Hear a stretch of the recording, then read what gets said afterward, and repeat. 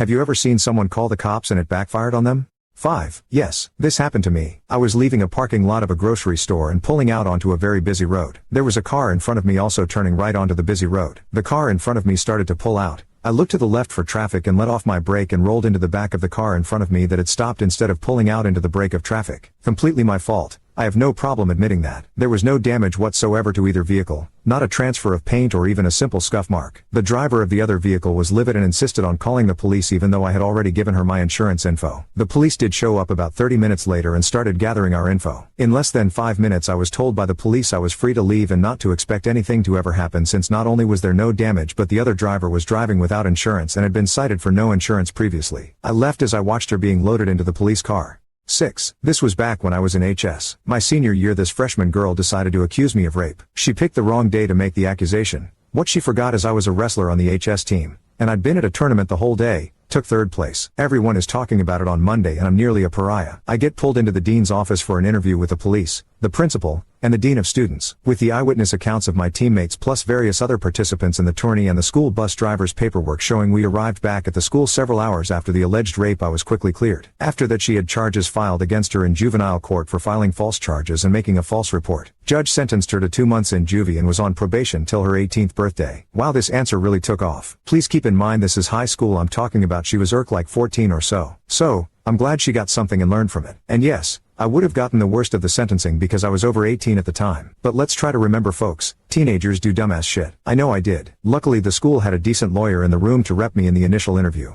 7. My daughter, !